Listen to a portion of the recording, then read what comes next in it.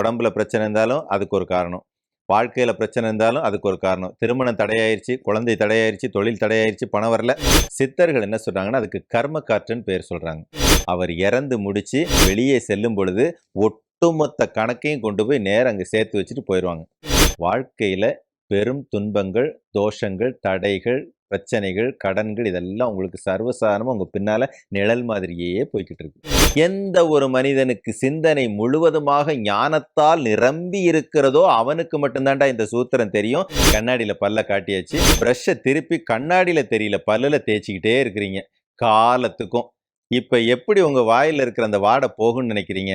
நீண்ட ஆயுளும் நிறைந்த செல்வமும் பெற்று ஒரு அப்பழுக்கில்லாத ஒரு சந்தோஷமான ஆரோக்கியமான வாழ்க்கையை வாழ முடியும். இதுல நம்ம போகர் சித்தாந்த சபை ஸ்பெஷலிஸ்ட்னு வச்சுக்கோங்க. One day magic. எல்லாத்துக்கும் சாட்சி இருக்கு, எல்லாத்துக்கும் ஆதாரம் இருக்கு, பார்த்துக்குங்க.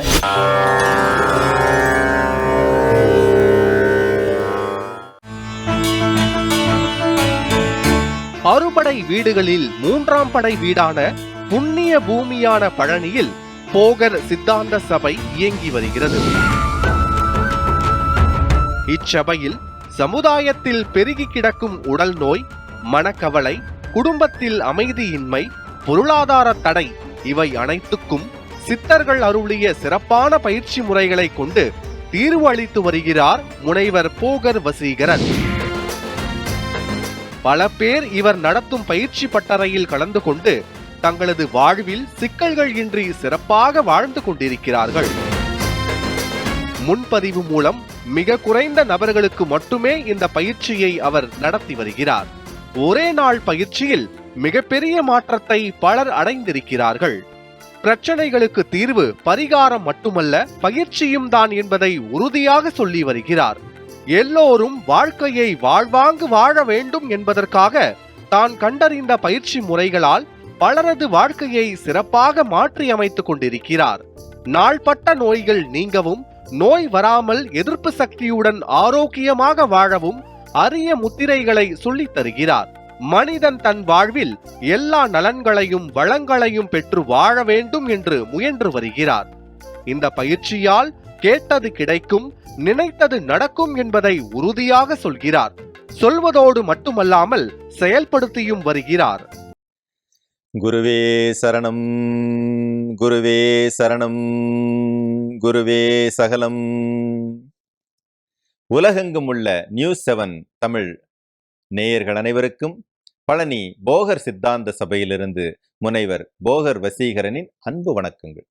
மீண்டும் ஒரு அற்புதமான சமுதாயத்திற்கு தேவைப்படக்கூடிய, நிச்சயம் தெரிந்து கொள்ள வேண்டிய ஒரு தகவலுடன் உங்களை சந்திக்கிறேன். பித்ருதோஷம்.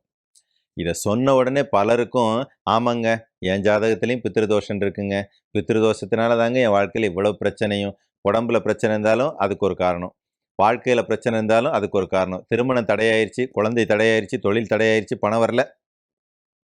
எல்லாத்துக்கும் ஒரு வகையில் பித்ரு சாபம் அப்படிங்கிறது பின்னால இருந்தே தீரும். பித்ருக்கள்னா யாரு? நம்ம முன்னோர்கள். முன்னோர்கள்னா யாரு? நான் உருவாகிறதுக்கு காரணமா இருந்த என்னுடைய அப்பா அம்மால இருந்து எனக்கு முன்னால இருந்த அத்தனை பேருமே என்னுடைய முன்னோர்கள் தான். நான் எப்படி உருவானேன்? அறிவியலும் அதைத்தான் சொல்லுது, சித்தர்களும் அதைத்தான் சொல்றாங்க. என்னுடைய முன்னோர்களுடைய, குறிப்பாக 7 தலைமுறை பெரியோர்களுடைய ஜீன்களின் தொகுப்பாக பிறந்தவன் நான். இதைத்தான் சித்தர்களும் சொல்றாங்க, அறிவியலும் சொல்லுது. எப்படிங்க? நம்மளை பார்த்தாலே, முகத்தை பார்த்தா, காலை பார்த்தா, கையை பார்த்தா, குணங்களை பார்த்தா, எல்லாத்தையும் பார்த்தா யாரோ ஒருத்தரோட கம்பேர் பண்ணுவாங்க. நீ அம்மா மாதிரி, அப்பா மாதிரி, அம்மா பாட்டி மாதிரி காலு, தாத்தா மாதிரி சாப்பிட்றது, சித்தப்பா மாதிரி கோபம், தாத்தாவோட அப்பா மாதிரி இப்படி, எல்லாத்தையும் யாரோ ஒருத்தரோட கனெக்ட் பண்ணியே தான் பேசுவாங்க. இதுக்கு என்ன காரணம்னா, நாம் நம்ம முன்னோர்களுடைய அடையாளமாக பிறந்திருக்கோங்கிறதுக்கு அதுதான் எடுத்துக்காட்டு. இப்போ அப்படிப்பட்ட முன்னோர்களுடைய அடையாளமாக நம்ம பிறந்திருக்கோம்னா என்ன அர்த்தம்? அவங்க ஜீன்கள்லாம் நமக்குள்ளார இருக்குன்னு அர்த்தம். இது வரைக்கும் எல்லாருக்கும் எளிமையாக புரியும். இதுக்கப்புறம் இந்த தோஷம் எப்படிங்க என் கூட கனெக்ட் ஆகுது? ஒவ்வொருத்தருடைய உடம்புக்குள்ளேயும் அவங்களுக்குன்னு இயங்கக்கூடிய சில ஒரு சயின்ஸ் இருக்கு பார்த்துக்குங்க, சில கட்டமைப்பு. பிராணன், அபானன், வியானன், சமானன், உதானன், நாகன், கூர்மன், கிருகரன், தேவதத்தன் இப்படின்னு பல காற்றுகள் நமக்காக நம்முடைய ஆரோக்கியத்திற்காக இயங்கிக்கிட்டு இருக்குது. ஒவ்வொருத்தர் வாழும்போதும் நான் வாழ்ந்தாலும் சரி, எங்க அம்மா அப்பா, அவங்க அம்மா அப்பா, அவங்க அம்மா அப்பா யாரா இருந்தாலும் சரி, ஒவ்வொருத்தர் வாழும் பொழுதும் அவங்களுக்காக காற்றுகள் இயங்கும். ஒவ்வொருத்தர் இந்த மனித வாழ்வை முடிக்கும் பொழுதும் அவங்களுக்குன்னு சில காற்றுகள் சில வரிசைப்படியே தான் வெளியில போகும்.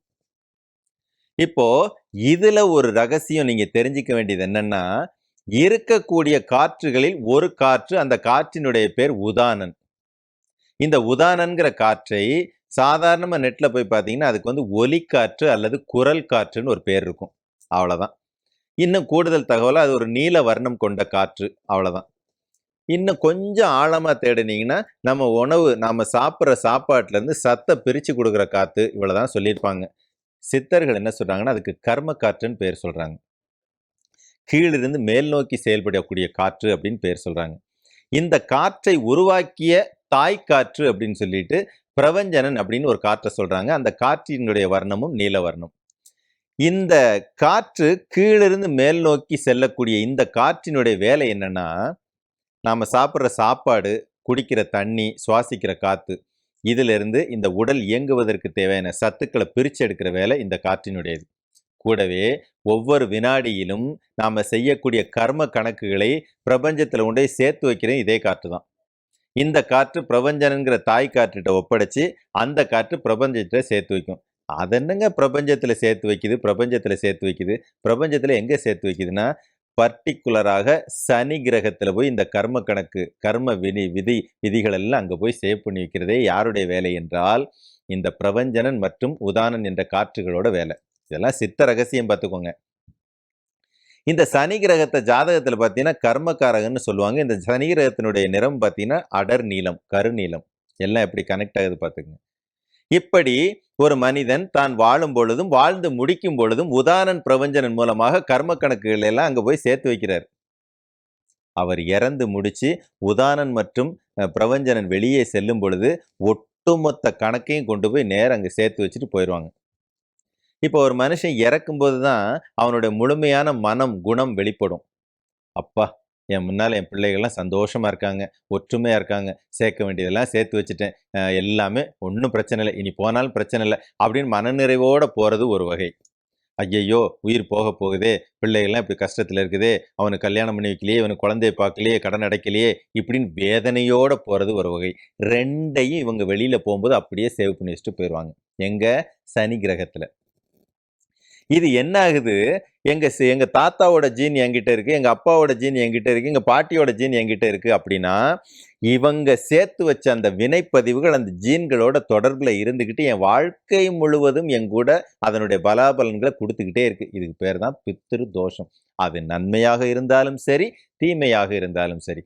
கூடவே நீங்க செய்யக்கூடிய கர்ம வினைகளை சேர்ந்து அங்க போய்க்குது. அது மூலமா நீங்க இந்த கான்டாக்ட்ல இருந்துகிட்டே இருக்கிறீங்க. தெரிஞ்சோ தெரியாமலோ இறந்த பின்னர் 72 மணி நேரங்களுக்கு முன்னதாக ஒரு உடலை எரித்தாலோ புதைத்தாலோ ஏற்படக்கூடிய பிரம்மஹத்தி தோஷத்தை சேர்த்து நீங்க தலையில சுமந்துகிட்டு இருக்கிறதுனால வாழ்க்கையில பெரும் துன்பங்கள், தோஷங்கள், தடைகள், பிரச்சனைகள், கடன்கள் இதெல்லாம் உங்களுக்கு சர்வசாதாரணமா உங்க பின்னால நிழல் மாதிரியே போய்கிட்டு இருக்கு, வந்துகிட்டே இருக்கு. இதுதான் உண்மையிலே பித்ரு தோஷம், குலதெய்வ தோஷம், பித்ரு சாபம் அப்படின்னு சொல்றதுக்கான காரணம். ஆனா சித்தர்கள் என்ன சொல்றாங்க பாருங்க, அந்தி சந்தி உச்சி மாலை ஆடுகின்ற தீர்த்தமும் சந்தி தர்ப்பணங்களும் தபங்களும் செபங்களும் சிந்தை மேமு ஞானமும் தினஞ்சபிக்கும் மந்திரம் எந்தை ராம ராம ராம ராம ராமவென்னும் நாமமேன்னு ஒரு சூத்திரமே சொல்றாங்க பாருங்க. சந்தி தர்ப்பணங்களும் தபங்களும் செபங்களும். அட நீ தர்ப்பணம் கொடுக்குற, சந்தியாவதனம் பண்ற, தவம் பண்ற, ஜெபம் பண்ற, இதையெல்லாம் தாண்டி, இவையெல்லாம் செய்யக்கூடிய கொடுக்கக்கூடிய பலன்களை எல்லாம் தாண்டி ஒரு விஷயம் இருக்கப்பா, சிந்தை மேவு ஞானமும். எந்த ஒரு மனிதனுக்கு சிந்தனை முழுவதுமாக ஞானத்தால் நிரம்பி இருக்கிறதோ அவனுக்கு மட்டும்தான்டா இந்த சூத்திரம் தெரியும், ராம மந்திரம் அப்படிங்கிறார். அதோட முடிச்சார பாருங்க, மாற மாற மாற மாற மரங்கள் 7ம் எய்த ஸ்ரீன்னு ஒரு பாட்டுல சொல்றாரு. 7 மரங்கள் ராமாயணத்துல ஸ்ரீராமச்சந்திரமூர்த்தி அம்ப விட்டார், 7 மரங்களை தொலைச்சி திரும்ப கைக்கு வந்ததா புராணம். இப்போ நம்ம என்ன அம்பா விட போகிறோம், 7 மரத்தை தொலைச்சி திரும்ப கைக்கு வந்து அதில் என்ன நமக்கு பெனிஃபிட்? விஷயம் அதல்ல. கீழே மூலாதாரத்திலேருந்து சகசர தளம் வரைக்குமான 7 சக்கரத்தையும் சரி பண்ணி திரும்ப வந்து சாதிக்கக்கூடிய வல்லமை அதுக்கு இருக்குன்னு சொல்லியிருக்காரு. அப்படிப்பட்ட ராம மந்திரத்தை சொன்னேன்னா வாழ்க்கையில பஞ்சமா பாதகங்களும் பறக்கும்னு ஒரு பாட்டுல சொல்றாரு. பஞ்சமா பாதகங்களை துறந்த மந்திரம் விரட்டி விட்டுரும் அப்படிங்கிறாரு. அப்படிப்பட்ட ஒரு அற்புதத்தினால் மட்டும்தான் ஒரு மனிதனுடைய பித்ரு தோஷம் விலகுமே ஒழிய, ஐயையோ நாங்க எல்லா இடத்துலயும் போய் திலஹோமம் பண்றோமே, பரிகாரங்கள் பண்றோமே, அப்ப அதனால பிரயோஜனம் இல்லையா அப்படின்னு கேட்டா ஒரு அழகான எடுத்துக்காட்டு. பல்லுல ரொம்ப கெட்ட வாடை அடிக்குது. டாக்டர்கிட்ட போய் காட்டுறீங்க. அவர் பார்த்த உடனே சொல்றாரு, அடடா என்னப்பா நீ பல்லே தேய்க்கிறது இல்லையா? பல்லு தேய்க்கணுமாப்பா? ஓஹோ, பல்லு தேய்க்கணும்னு ஒரு முறை இருக்கா? என்ன பண்ணணும்? ப்ரஷ்ஷு பேஸ்ட் எல்லாம் வாங்கு, அது ப்ரஷ்ஷில் வந்து பேஸ்ட்டை வை, இப்படி தேய்ச்சின்னா பல்லு வந்து சுத்தமாயிரும், வாடை போயிடும். ஓஹோ, இந்த பல்லில் வரக்கூடிய வாடை சரியாகணும்னா இதுதான் டெக்னிக்கா? இப்போ எனக்கு புரிஞ்சிருச்சு. நான் வீட்டுக்கு போனோடனே பல்லை விளக்கிட்டு சுத்தமாக வர்றேன். இது வரைக்கும் கரெக்டாக பரிகாரத்தை கேட்டுட்டு வந்தாச்சு. வீட்டுக்கு போயாச்சு, ப்ரஷ் எடுத்தாச்சு, பேஸ்ட்டை வச்சாச்சு, கண்ணாடியில் பல்லை காட்டியாச்சு, பல் அங்கே தெரியுது. இப்போ என்ன பண்ணுறீங்க? ப்ரஷ்ஷை திருப்பி கண்ணாடியில் தெரியல பல்லில் தேய்ச்சிக்கிட்டே இருக்கிறீங்க காலத்துக்கும். இப்போ எப்படி உங்கள் வாயில் இருக்கிற அந்த வாடை போகும்னு நினைக்கிறீங்க? சித்தர்கள் அழகா ஒரு வார்த்தை சொல்றாங்க, அண்டத்தில் உள்ளதே பிண்டத்திலும். நீ வெளியில என்னமோ தேடுற செய்யற, அதை அத்தனையும் உன் பிண்டத்துல பார்க்க தெரியணுமப்பா. ப்ரஷ்ஷை திருப்பி பல்லு இருக்கிற இடத்துல பாருப்பா, பார்த்தா மட்டும்தான் பல்லுல இருக்கிற நாத்தமும் கரையும் போகுமப்பான்னு சொல்றாங்க. யோசிச்சு பாருங்க எது சரின்னு. வெளியில நீங்க என்னென்னமோ செய்றீங்க, என்ன பிரயோஜனம்?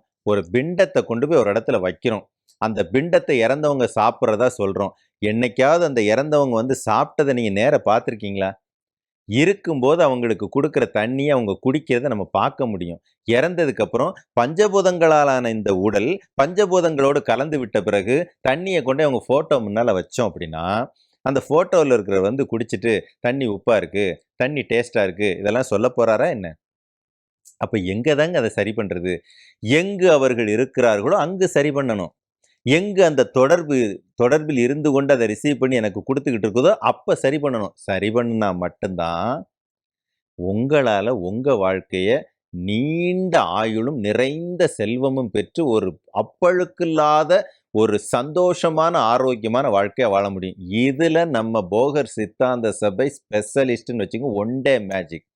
எப்படிப்பட்ட தோஷங்களையும், என்னங்க இப்படி சொல்றீங்க, இதெல்லாம் என்ன கேட்டா நம்புற மாதிரியா இருக்கு, ஆனா இதெல்லாம் சாத்தியம்னு சொன்ன சிவவாக்கியர் சொன்னா நம்புவீங்களா? இதெல்லாம் சாத்தியம்னு சொன்ன போகர் பெருமான் சொன்னா நம்புவீங்களா? எல்லாத்துக்கும் சாட்சி இருக்கு, எல்லாத்துக்கும் ஆதாரம் இருக்கு. பார்த்துக்குங்க, உங்க வாழ்க்கைங்கிறது இறைவன் கொடுத்த பொக்கிஷம். அந்த பொக்கிஷத்தை அதனுடைய புனிதம் கெடாமல் வாழ்ந்து இறைவன்கிட்ட திருப்பி போறீங்க இல்லையா? அதுல தான் உங்க வாழ்க்கையோட சூத்திரமும் வாழ்க்கையோட வெற்றியும் அடங்கியிருக்கு. எல்லாரும் என்னைக்கு நல்லா இருக்கணும். மீண்டும் ஒரு அற்புதமான தகவலுடன் உங்களை வந்து சந்திக்கிறேன். குருவே சரணம்.